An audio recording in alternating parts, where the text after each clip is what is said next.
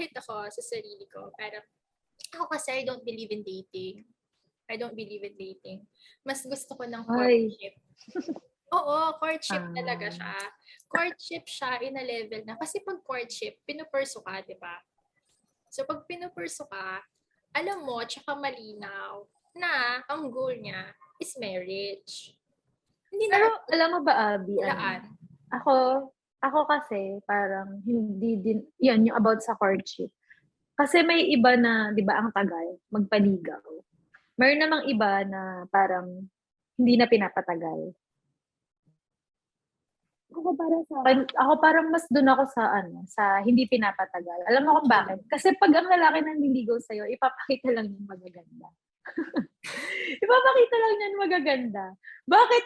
Pwede mo naman siyang, I mean, kung pareho naman kayo ng nararamdaman, bakit niyo papapatagalin? Pwede namang kayo na, pero pwede namang habang kayo is nanliligaw siya. At least, 'di ba? Alam mo 'yun, kayo na, tapos doon mo makikita na kung kayo na, mag-e-effort pa din siya. Kasi pag nanliligaw yan, mag-e-effort talaga yan. Kasi syempre, gusto kang mapasagot. Pero pag kayo na, doon mo makikita na kung talagang mahal ka niya or gusto ka niya, pag kayo na, pero andyan pa rin yung effort. 'Di ba? Totoo, totoo. Sabi nga, 'di ba, falling in love is easy, but to keep the flame of the love alive, that's something. Love is hard. Oh my Totoo God. yun. Parang dun mo matitest yung love kapag ka araw-araw, 'di ba? Parang lang yun yung vow ni Nico Bolsico kay Solen. Favorite ko yun. Sabi niya Wow. kasi doon, Ano yan? Share mo. may sinabi si Nico kay Solen dun sa vow niya na parang, you taught me that love is not just, parang it's a constant decision and a constant choice every single day. So, 'di ba? Hindi lang yun yung nag-yes at nag-I do ako sa iyo ngayon, pero mag-yes at mag-I do ako sa iyo sa araw-araw. Mas Tama, ganun. ganun dapat. Oo. Alam natin yung gusto natin yung pipiliin natin araw-araw. Yun ang favorite OS. Pare. Charot. Yun. So parang sa akin, ganun talaga siya eh. Part siya ng proseso. 'Di ba? Minsan paulit-ulit nating nararanasan yung isang bagay kasi hindi pa natin natututunan yung dapat nating matutunan from that experience. So yun, agree ako dun sa lahat ng sinabi mo. Totoo naman yan. Ang tunay na pagmamahal naman, hindi siya natitest through time na kailangan patagalan para mapatunayan niya pa yung sarili niya. Kung imbis na yung time na yun, you're already with the person that matters with you, di ba? Sayang, sana nakasama mo na siya. Siguro it's more of sa akin, when it comes to emotional purity and guarding your heart, is not to think or overthink in advance. Yun yung mas nakikita ko sa kanya. Hindi magbi-build ng wall ha. Hindi ko sinasabing magbi-build ka ng wall. Pag sinabi mo kasi parang setting boundaries, nag-build ka ng wall, hindi mo naman masyadong nakilala yung tao. Hindi ka rin niya isi-shield sa lahat ng pain na pwedeng maranasan mo. Alam mo ba, yun yung problema sa akin. Agad akong nag-ano ng wall. Yun yung laging sinasabi sa akin nila ng mga kaibigan ko na parang, kasi pag may nakilala ako, Abby, like, kunwari, merong isang guy na magme-message sa akin or mag-approach sa akin.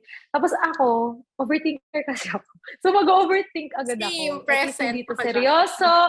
What if hindi to seryoso? What if parang niloloko lang ako nito? Tapos, ang mali pa sa akin, mag-investigador ako. Mag-iimbestiga agad ako ng mali.